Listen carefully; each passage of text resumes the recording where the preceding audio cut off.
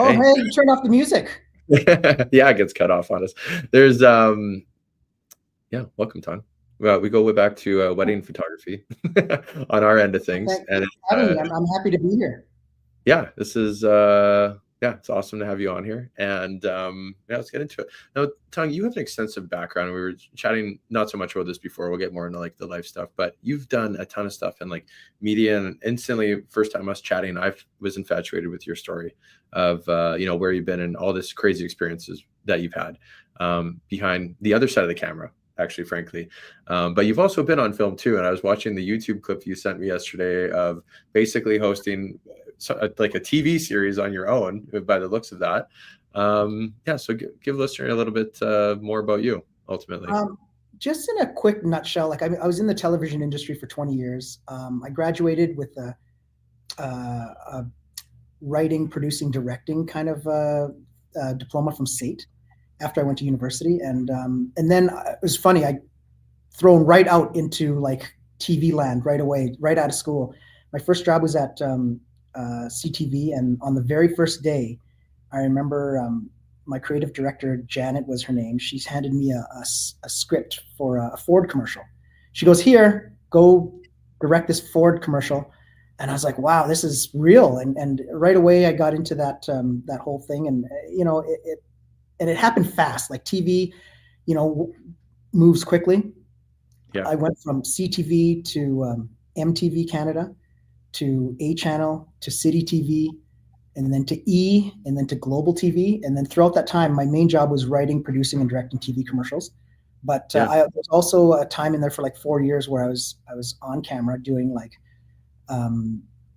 these commercials, telling people what's happening in the city. Like, oh, hey, this is Tung. This is what's happening this weekend. The Lilac Festival is happening, blah, blah, blah, and things like that. And I would do that. I did some entertainment news. I did some for the morning show, the breakfast television. I was the on location guy. They would throw down to me, oh, Tung's down at the Saddle Dome. Let's see what he's got today with the Flames or whatever like that. And yeah, it was lots of fun. But at the end of the day, I'm a creative person, and I don't want to say control freak. That sounds so negative, but I like being in control of like these mini productions, like these commercials. Yeah. I thought were all my babies. Like I would write them, I would cast them, I would, direct the shoot. I would direct the editor. I'd pick out the music, the sound effects, and then at the end of the day, like they would all come together and be these little mini features that I had my fingerprints all over. And then and that's what led me to content creation, because that all trained me, learning, how to shoot, direct, write, produce, edit, like kind of trained me for when this whole content creation wave came along for people's socials and websites and things like that, right? So everyone and their dog wanted a photo or a video with posts talking about whatever product or service or whatever it was that they were selling, and here I was, and I kind of could do like the one man, one stop shop type of thing, right? So here we are, and that's why, like, just chatting with you now, this whole podcasting thing, I love that you're doing this, because anything visual storytelling, like I'm a huge fan of, and that's why I've seen the stuff that you do, and I'm a big fan as well. So, well, that very much appreciated coming from you, Tung. And what I'm hearing you say, and even when we were chatting before and and first meeting, but and learning more about your story as we've kind of developed our friendship relationship over time here, but like you were certainly, I would say, like ahead of the curve in many ways of being like the kind of influencer or like encouraging folks to go places. I don't want that to be one way or the other and how that may be interpreted, but in the sense of you were guiding people to these other places, and now it's quite common for folks to be doing like especially like food reviews. We have a lot of great creators locally here where I'm out of, but across the country and around the world, right? People go and travel, and that's like these incredible bloggers. Well, you do a really good job of documenting your life and travels, actually. I know that you were just in Dubai recently, and it looked amazing. And I mean, you have the skill set to also enhance that experience in terms of how you share it with your followers that way. But yeah, I guess you were kind of like ahead of the time, but you're also riding the wave of still being involved in that to this day. So how does that journey feel looking back on, how far things have come in kind of like the media world? I'm still in awe that people can make like a living doing influencing, and you're right. All people just travel to like these places, and then because I'm a foodie too, right? And I love eating. So the thought of somebody being like, hey, come try eat this meal for free, or I'll pay you to do that. Like, I'm fascinated by that. For me, I think it's more personality types. Like back in the day when I would like video document me doing certain things, like before it actually became something to do, it was fascinating to me because my thought process was, man, I have all these sarcastic comments in my head and I can't get them out. Like, no, there's nobody here to share it with. So that was my point of like, hopping on social media and doing things where I would make these funny videos of all these crazy thoughts that I had in my head, because before I would have them and I would share them with my little circle of friends, right? And it wouldn't get out. But now there were times where I would post videos and it would get thousands and thousands of these views and comments of something that was just so absurd and so funny to me that I thought, oh, God has answered my prayers, because now I'm able to share like this absolute ridiculousness that I never would have gotten out otherwise, right? And like I said, for people to be paid for like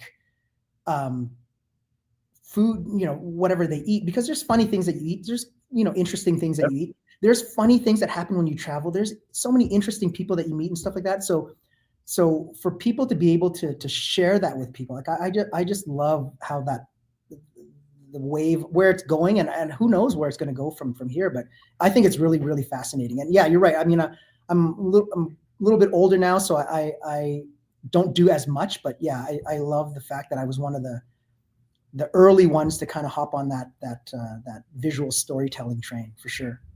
Well, you definitely were, but I feel like you're still at like a high level of doing that. It's interesting to hear your take from years ago to modern day, and how it's kind of always been that way. And it's a bit of a theory that I have on a lot of these spaces. We always cycle, but it just comes out a little bit different because we've implemented different technologies or different access, right? We have, people watching right now live, and we have other folks that will see the shorts later on, even from this point forward. And then there's so many different genres of folks that you can follow. So you can kind of find the right fit of who you want to follow within each of those spaces too. So I think that's why there's so much more opportunity, perhaps, because years ago we were limited to, you mentioned like news channels. There was, your one place where you went. Now it's become, everyone kind of has their own media station. Ultimately, when we're looking at the bio and stuff you were too, I'm like, oh, this would be like really good to chat about with Tung, because you see other podcasts. We have a lot of, like I mentioned, even locally again here, shout out to Winnipeg, but a lot of local folks doing like amazing podcasts, and that's not pumping on tires. Other folks are like doing really well. We're doing okay, but they're doing like exceptionally well, and there's just so much opportunity on a global market to sky's the limit, right? And just be able to share your story authentically. We were talking about before about being yourself and being present in those situations, and then whether it be sharing food, travel, or opinions online, and the ones that are more successful hopefully are coming off in a professional way where they can really get that story told well. What's your favorite way to share and tell a story, Tung? You've done this for years, and in the commercial side of things, and your interviews, et cetera, on that end. But what is your favorite way to really tell a story and get behind the scenes? Yeah, for me, my favorite way is definitely video, because the thing about because I've done radio ads and stuff like that too, but when you can blend in all the senses, like what you see and what you hear, and then what I mean, you can add text and what they're talking about, announcer and all that. That's my favorite way, just because there's so much you can convey, versus like let's go from just simply reading text. Like if you're reading something, and if I write something and people read it, they interpret it their own way. And then if they just hear it, they still interpret it their own way. But if they're able to see and hear exactly what I want to get across, and that's why I love being the overall like controller of everything, because then I'm able to lead the audience down whichever way I want, based on however I'm doing it, because music sets a certain mood, pauses set in certain moods, sound effects do, and things like that. And I cast certain people based on whatever I see in my head, and now people are seeing exactly what I see. Like I just love that. Like there's nothing like video production, man. I'm telling you, like it's I just think the magic of we used to say the magic of TV. Like it really is. You can make people feel and any way you kind of want them based on how you want to steer them with audio and video. I got a couple more questions for sure, and I'm glad we're going down this path. But when you look at film and other like content being created now, how do you really look at it? Are you kind of analyzing it from a different lens, and how does that feel for you? So for years, I had that problem where, man, I would watch stuff and I'd be like, oh, I was distracted. I'm like, how did they do that? Or why would he choose that shot? You know what I mean? And that happened for years, but that was when I was a lot younger. Now, when I'm older, I'm able to kind of disconnect more, and I'm able to just watch it, and just for the enjoyment of watching it, unless it's something really jarring. Like, have you ever seen 1917, the war movie?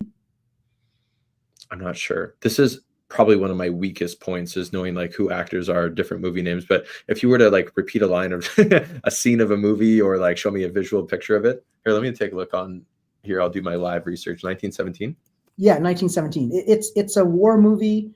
I really think you should watch it. So I won't tell you too much about it, but just a synopsis. Just a synopsis is that these two soldiers need to go warn another infantry that to not attack because it's booby trapped. They're set up. That's all you really need to know. Okay. Okay. But when I watched that movie, it was the way they shot it makes it appear that the entire movie is just done in one shot. And I could not get past that. Like, the movie was so good, but as the movie went on, I'm like, they haven't cut yet. They haven't cut shots. Like, what's going on? Is this because nobody told me? I didn't research it, because I try to go into, because I'm a cinephile as well as a foodie. So I went into this movie and I thought, nobody told me about this. I didn't research it, so I didn't know that it was one shot. And next thing you know, the whole movie I'm watching for where could they cut, what's going on, and stuff like that. So that was a little bit distracting and took a little bit away from the enjoyment of it. But it's such a good movie. It ended up being just amazing. So I highly recommend that movie for you to watch it. And now that I've told you about the fact that the whole movie's shot in one take, it will be on your mind at some point throughout the movie. So. Yeah, well, I think the insight like that, once in a while you'll have someone maybe on the lighter side of things with whether it be like a TV series or a movie where they're like, oh, they forgot to turn that photo this way, and there's like something left from like something like kind of coffee or whatever, right? Yeah. So there's the content, like, there's actually websites dedicated to continuity errors where, he lights a cigarette, he just lit it full, and the next take it's like right down to the butt, stuff like that. Right. So, yeah. And that's kind of funny in general that you're just like, okay, like, you could have all these things perfect, but then someone else there will know, because they have a trained eye, right? And the experience to know, oh, hey, like that's where this scene is changing. Whereas to the average Joe, as it were, I'll be watching that thing happy like a golden retriever, not a care in the world in that sense, right? But to be honest, that's a better way to watch it, where you're just like not a care in the world, and you're watching, you're taking it for the enjoyment. It does ruin things when you do know behind the scenes, and sometimes they do certain tricks, and I'm like, I know exactly how they did that, and it's not I don't think that's a good thing, but I would rather watch it with just a very unbiased eye. That's how I would recommend watching movies, just because, like I said, I'm a cinephile. Like, I have marathons of watching movies. That's super fun. Yeah. Tung, how about on the side of like, so really depth experience on like the more movie side of things, and I don't even know how to really word this the whole way through here, but a creative, someone who's going to get into this space, what's one piece of advice that you would pass along as a maybe early stage someone who's doing content nowadays, and has some skepticism about getting into it? And we'll end on that.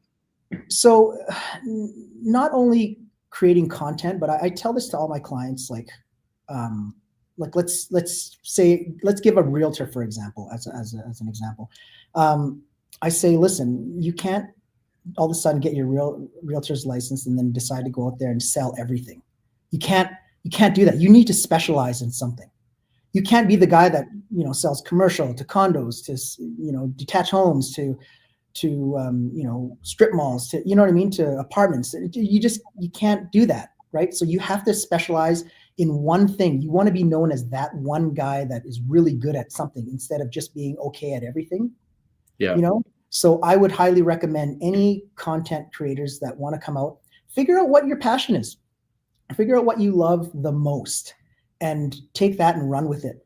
And then down the road, don't get me wrong, like if you've mastered, you know, topic A and you're like, I think I'm there now. I can, you know, expand to B and C and D, then that's great.